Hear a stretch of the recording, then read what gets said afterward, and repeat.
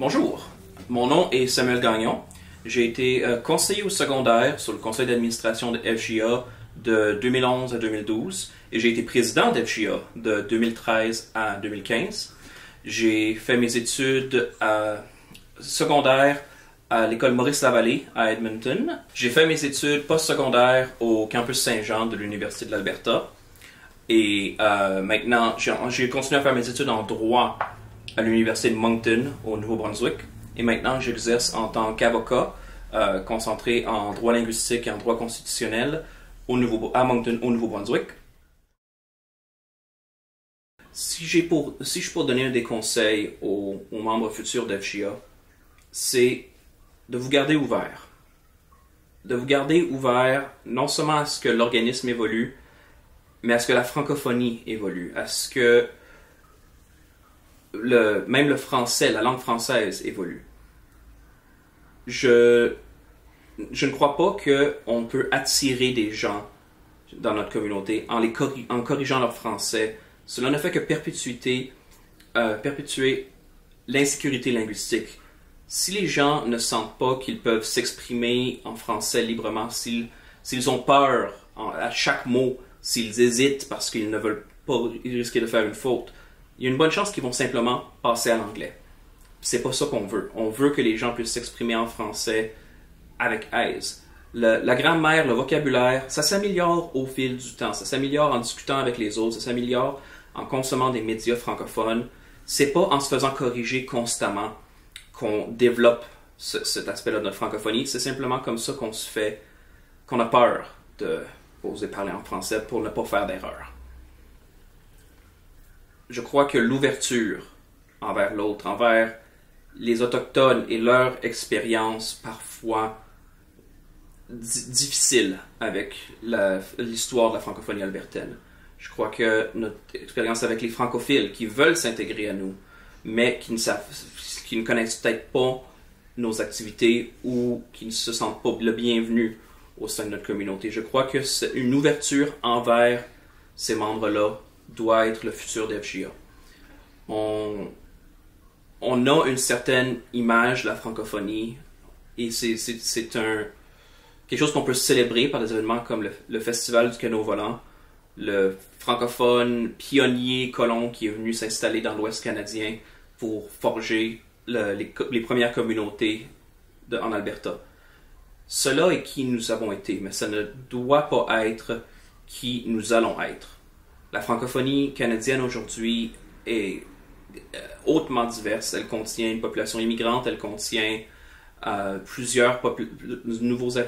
des nouveaux arrivants que des francophiles. Et je crois que nous devons demeurer ouverts à ce que tous ceux qui veulent être chez nous se sentent le bienvenu chez nous. Et cela est mon plus grand souhait pour FJA et pour ses membres. Que le membership d'FJA demeure et continue à devenir aussi diverse que la beauté de la francophonie même.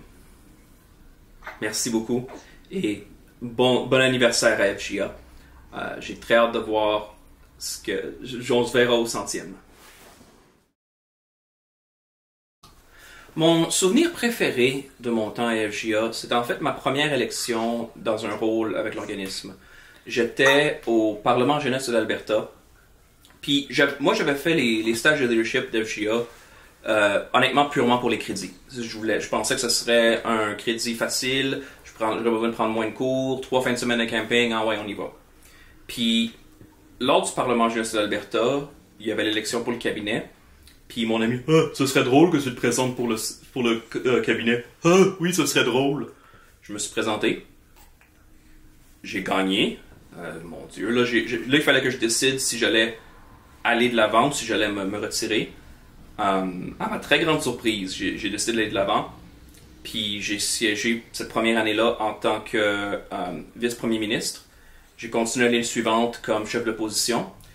L'année après comme premier ministre et ensuite comme président. Je suis revenu ensuite comme président quelques années plus tard. Et ça m'a mené à un parcours incroyable. J'ai pu participer à l'extérieur du Parlement de l'Alberta, au Parlement francophone du Nord et de l'Ouest, au Parlement jeunesse pan-canadien. J'ai même participé à la SPEC, qui est une simulation du Parlement européen qui a lieu une année en Europe, une année au Canada. J'ai participé à la SPEC en Rome et j'ai organisé celle d'Edmonton. Et c'est des expériences absolument phénoménales que je n'aurais jamais pu avoir sans le réseau jeunesse, sans FGA et spécifiquement sans les cours de leadership qui m'ont vraiment fait réaliser que non seulement que j'avais une voix, que ça valait la peine de me faire entendre, mais que les autres aussi ont des idées et que mes idées ne peuvent qu'être améliorées en m'entretenant avec d'autres jeunes francophones et en comprenant leur réalité. C'est tout? No, there's so much more. Okay. Okay, go ahead. So rolling. Oh. Un de mes moments les plus fiers de mon temps sur le conseil d'administration d'FGA, ça a été la réconciliation ou le début de la réconciliation avec les communautés autochtones suite à la crise de la muraille Grandin. Pendant mon premier mandat sur le conseil d'administration, on est venu, la communauté francophone a commencé à réaliser que la muraille du père Grandin à la station de train qui était nommée à l'époque la station Grandin dans la ville d'Edmonton n'avait pas la même signification pour les membres de la communauté autochtone que pour nous.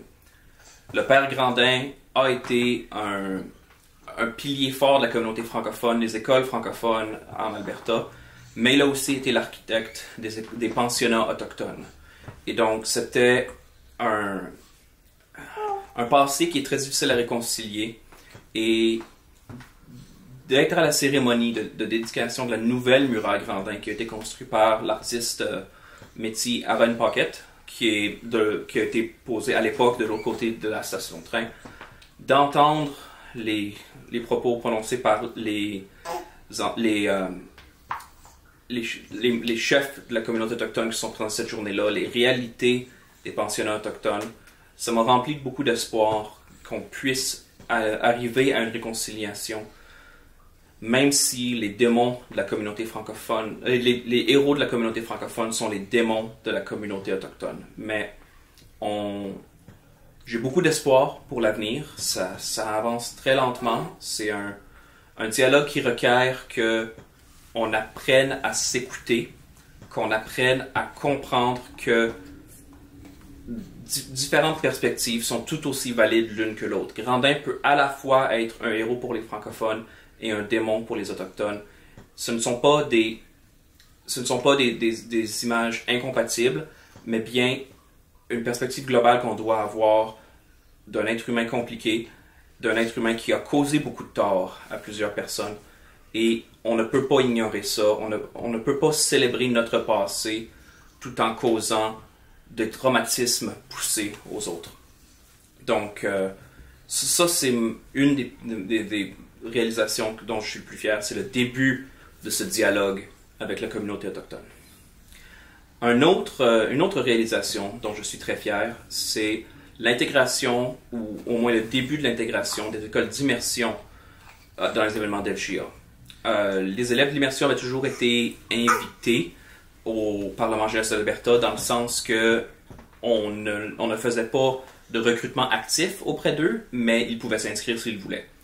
Mais lors de ma présidence, la première année de ma présidence, c'est là qu'on a vraiment, pour la première fois, invité des écoles d'immersion de la région d'Edmonton à participer au rassemblement jeunesse. On a même fait une étude pendant cet événement-là, puis on a réalisé que les participants qui étaient le plus enjoués, qui étaient le plus engagés dans l'événement, c'était les élèves de l'école d'immersion qui étaient tellement heureux d'avoir une chance de pouvoir pratiquer leur français.